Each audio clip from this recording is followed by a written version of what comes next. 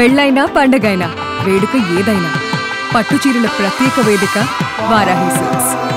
నమస్తే, welcome to Suman TV. BRS working president మాజీ మంత్రి కేటీఆర్ ఏసీబీ అధికారుల విచారణ ముందు హాజరయ్యారు. సుదీర్ఘంగా అధికారులు 7 గంటల పాటు ప్రశ్నించి చాలా కీలకమైనటువంటి సమాచారాన్ని రాబట్టినట్టుగా తెలుస్తోంది. ఫార్ములా ఈ కార్ రేసుకు సంబంధించి అవకతవకలకు పాల్పడ్డాడు కేటీఆర్. పెద్ద ఎత్తున అవినీతికి పాల్పడ్డాడు.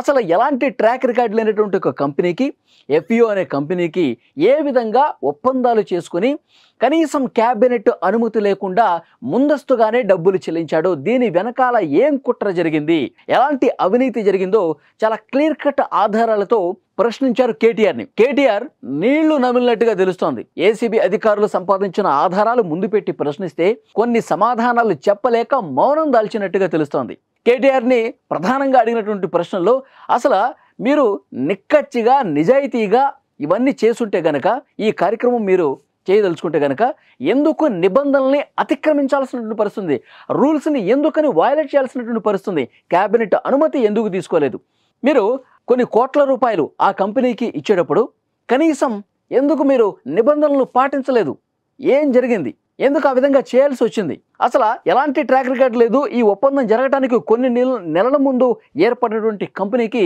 ఎందుకు మీరు 49 కోట్ల రూపాయలు ఇచ్చారు, విదేశీ కరెన్సీని ఇచ్చేటప్పుడు ఆర్బీఐ రూల్స్ పాటించాలి కదా, ఆర్బీఐ అనుమతి తీసుకోవాల్సి ఉంది కదా, ఎందుకు తీసుకోలేదు, ఇలాంటి కీలకమైన ప్రశ్నలు కూడా కేటీఆర్ని ఏసీబీ అధికారులు ప్రశ్నించారు. ముఖ్యంగా కేటీఆర్ వాడిన ఫోన్లకు సంబంధించిన సమాచారం కూడా అడిగారు. 2021 నుంచి 24 ఈ ఒప్పందం చేసుకున్నాక ఈ కాల పరిమితిలో మీరు ఏ ఫోన్లు వాడారు, ఎవరితో మాట్లాడారు, ఇవన్నీ కూడా డీటెయిల్స్ మాకు అవసరం ఉంది.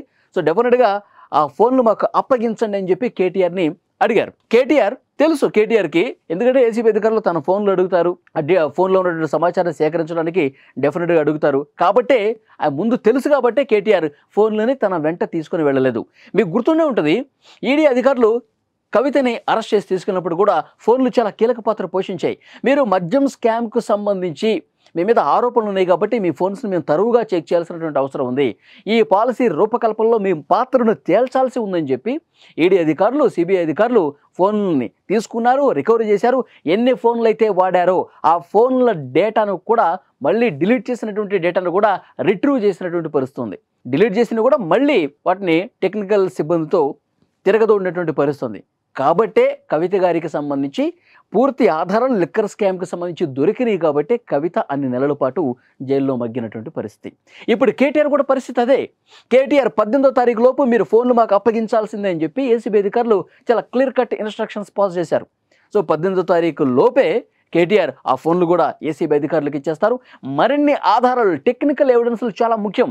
ఎందుకంటే ఆ ఎఫ్ఈఓ కంపెనీ ఏదైతే ఉందో ఆ కంపెనీకి ట్రాన్సాక్షన్స్ చేసిన తర్వాత ఆ ట్రాన్సాక్షన్స్ అన్నీ మళ్ళీ ఎవరి ఖాతాలోకి వెళ్ళాయి, క్విడ్ ప్రోకో జరిగిన ఆధారాలు ఉన్నాయి కాబట్టి టెక్నికల్గా కూడా కొన్ని ఎవిడెన్స్లు కేటీఆర్కి సంబంధించి సంపాదించాల్సిన అవసరం ఉందని చెప్పి ఏసీబీ అధికారులు భావిస్తున్నారు. కాబట్టి సో డెఫినెట్గా ఏ ఖాతాలోకి అవి వెళ్ళాయి, అవి మళ్ళీ రివర్స్గా ఏ ఖాతాలోకి వచ్చాయి, కేటీఆర్కి ఎట్లా లబ్ధి చేకూరింది, ఇవన్నీ కూడా టెక్నికల్ ఆధారాలతో సహా బయటపెట్టే అవకాశం చాలా స్పష్టంగా కనిపిస్తుంది. సో నాకు తెలిసి నిన్ననే కేటీఆర్ అరెస్ట్ అయిపోతున్నాడు అని చెప్పి పెద్ద ఎత్తున చర్చ జరిగింది. కానీ మరికొన్ని ఆధారాలు సంపాదించాల్సినటువంటి అవసరం ఉంది. ఎందుకంటే కోర్టులో ప్రొడ్యూస్ చేసినప్పుడు ఆధారాలు పక్కాగా ఉంటేనే రిమాండ్ విధించే పరిస్థితి ఉంటుంది. సో డెఫినెట్గా తప్పులు జరగకుండా 2 రోజులు లేట్ అయినా సరే పక్కా ఆధారాలు కోర్టు ముందు ప్రవేశపెట్టి కేటీఆర్ని రిమాండ్కు పంపించబోతున్నారు అని ఒక చర్చ ఉంది.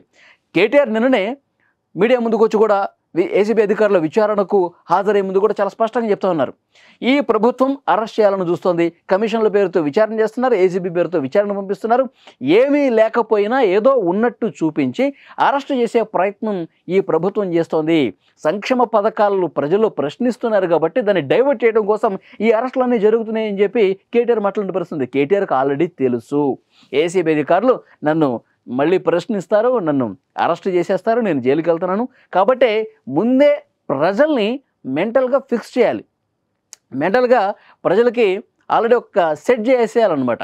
జైలుకి పంపించే కుట్ర రేవంత్ రెడ్డి చేస్తూ ఉన్నాడు. రేవంత్ రెడ్డి కక్ష సాధింపు చేస్తున్నాడు, ఎలాగో నేను తప్పు చేశాను, నేను జైలుకి వెళ్తాను, అది అర్థమైపోతుంది. కాబట్టి ఈ విధంగా ప్రభుత్వాన్ని కూడా మనం బదనాం చేసి వెళ్తే రాజకీయంగా మనకి లబ్ధి కలుగుతుంది. ఈ ఆలోచనతోనే కేటీఆర్ ఉన్నట్టుగా కాంగ్రెస్ పార్టీ కూడా చెప్తోంది. ఇక్కడ మరొక ముఖ్యమైన విషయం మాట్లాడుకోవాలి ఈ కేసుకు సంబంధించి, ముఖ్యంగా కేటీఆర్కి సంబంధించి. కేటీఆర్ తనకు సంబంధించి తన అవకతవకలు, అవినీతి, అక్రమాలు తెలిసిన వాళ్ళు వ్యక్తులు కొంతమంది ఉంటారు. సో వాళ్ళని కొన్ని రోజుల పాటు కనిపించకుండా చేస్తాడని ఒక విమర్శ ఉంది. ఎందుకంటే కేదార్ అనే వ్యక్తి విదేశాల్లో చనిపోయారండి. చాలా లాబింగ్లకు సంబంధించి, డీల్స్ సంబంధించి సమాచారం కేదార్కి తెలుసు. కేటీఆర్ ఫ్రెండ్. అతను ఎందుకు చనిపోయాడో ఇన్వెస్టిగేట్ చేయాలని చెప్పి కాంగ్రెస్ పార్టీ విమర్శిస్తోంది. ఇక రెండోది ప్రభాకర్ రావు. ఇప్పుడు ఫోన్ ట్యాపింగ్ కేసులో ఆయన విచారణ ఎదుర్కొంటున్నాడు. 1 సంవత్సరంన్నరండి. ఓడిపోయిన తర్వాత బీఆర్ఎస్ పార్టీ ఆయన నేరుగా విదేశాలకు వెళ్ళిపోయి ఆరోగ్యం బాలేదని చెప్పి సెటిల్ అయిపోయాడు. ఇక్కడ ఫోన్ ట్యాపింగ్ కేసు విచారణ ఎందుకు ఇంత ఆలస్యం అయిపోయింది, నిజాలు ఎందుకు బయటకు రాలేదంటే మెయిన్ సూత్రధారి అక్కడే ఉన్నాడు కాబట్టి, అతను లేడు కాబట్టి విచారణ ఆలస్యమైంది. అక్కడ విదేశాల్లో పెట్టింది కూడా కేటీఆరే, నువ్వు ఇప్పట్లో రాకు అని చెప్పి పెద్ద ఎత్తున చర్చ కూడా ఉంది. కోర్టు మొట్టిగాయలేయడంతో, సీరియస్ అయ్యడంతో ప్రభాకర్ రావు రాక తప్పని పరిస్థితి ఏర్పడింది. ఇప్పుడు విచారణ ఎదుర్కొంటా ఉన్నాడు. ఇప్పుడు ఈ కార్ రేస్లో కూడా ఐఏఎస్ అరవింద్ కుమార్ కీలక పాత్ర పోషించాడు. అరవింద్ కుమార్ని ముందు పెట్టి కథ మొత్తం నడిపించిందట కేటీఆర్. కాంగ్రెస్ పార్టీ ఇదే విమర్శ చేస్తుంది. ఇప్పుడు అరవింద్ కుమార్ ఎక్కడా, ఎందుకు కనిపించట్లేదు, ఎక్కడ దాచిపెట్టాడు కేటీఆర్? అరవింద్ కుమార్ ఉంటే మరిన్ని వాస్తవాలు వెలుగులోకి వస్తే, ఆయన లేడు కాబట్టి చాలా ధీమాగా మాట్లాడుతూ ఉన్నాడు కేటీఆర్. అరవింద్ కుమార్ త్వరలోనే బయటకు వస్తాడు, వాస్తవాలు చెప్తాడు. మరింత లోతుగా కేటీఆర్కి ఉచ్చు బిగుసుకునే రోజులు త్వరలోనే ఉన్నాయని చెప్పి కాంగ్రెస్ పార్టీ విమర్శిస్తుంది. సో డెఫినెట్గా పిక్చర్ అయితే క్లియర్ అయిపోతుంది. ఇవాళ రేపో కేటీఆర్ ఫోన్లు కూడా అప్పగిస్తాడు ఏసీబీ అధికారులకి. టెక్నికల్ ఎవిడెన్స్లు కూడా ముందు పెట్టి అరెస్ట్ చేసేందుకు రంగం సిద్ధమైపోయింది. ఆల్మోస్ట్ 1-2 రోజుల్లోనే ఇది ఒక కొలిక్కి రాబోతుంది. కేటీఆర్ అరెస్ట్ తథ్యం అని చెప్తున్నారు. సో చూద్దాం నెక్స్ట్ ఏం జరగబోతుందో. ఫ్రెండ్స్, మీరేమనుకుంటున్నారు? కేటీఆర్ ఏసీబీ అధికారుల విచారణ ముందు నిజాలన్నీ ఒప్పుకునే పరిస్థితుందా? కేటీఆర్ అవినీతి చేశాడు కార్ రేసులు అని చెప్పి మీరు భావిస్తున్నారా? మీరేమనుకుంటున్నారో కామెంట్ రూపంలో తెలియజేయండి. Thank you very much.